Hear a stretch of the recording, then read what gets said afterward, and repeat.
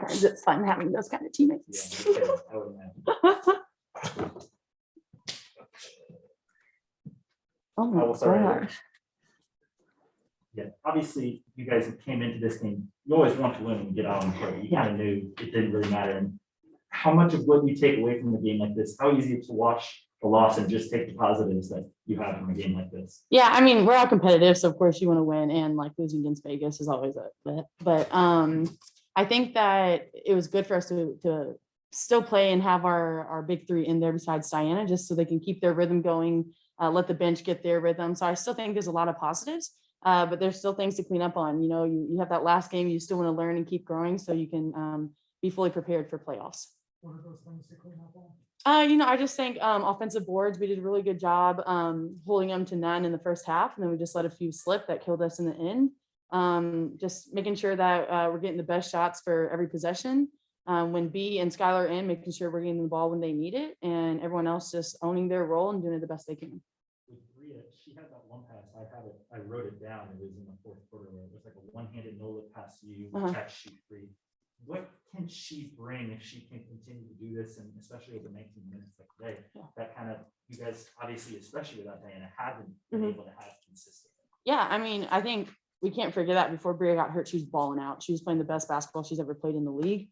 And so she's a baller, and for her to, you know, kind of pick up where she left off is huge. It gives her confidence, and it gives our team confidence because she's given us the ball when we need it too. So we're just all really happy for her. You know, that's a hard road to go down, tearing your ACL and all that other stuff. And so at the end of the day, we're just happy that she's on the court with us. This organization, since you've been here, but even before, has pretty much lived in the first round. They've been in it every single year that it's been in the league. Been very successful. I mean, nobody else has 3 wins, and you guys have had 7.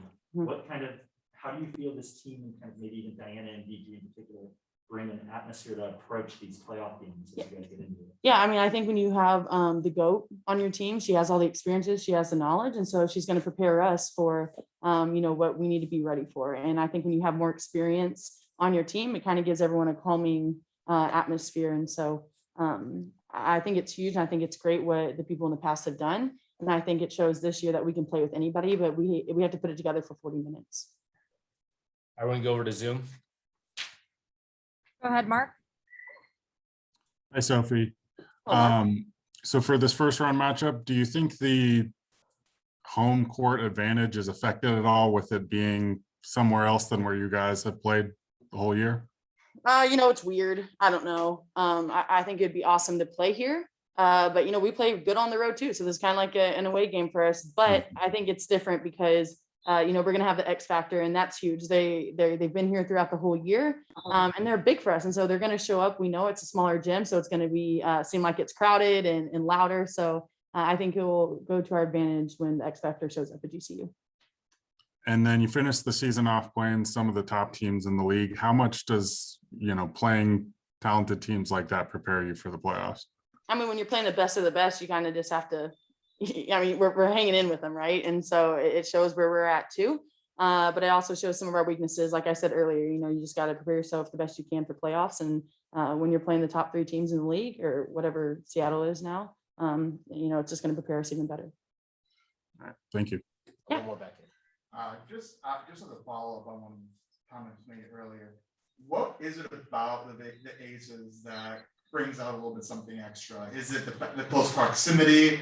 Is it the past matchups, or is it also that the giant fan group that they had in these stands that were very supportive of their team? Yeah, honestly, I just say that because no one here likes them. I'm new. I don't even know if I hate all the other teams.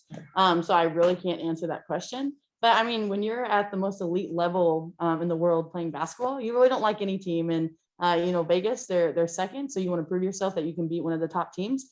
You know, they did have a good fan base here today, which is awesome for the WNBA. But you know, our fan base is better today. So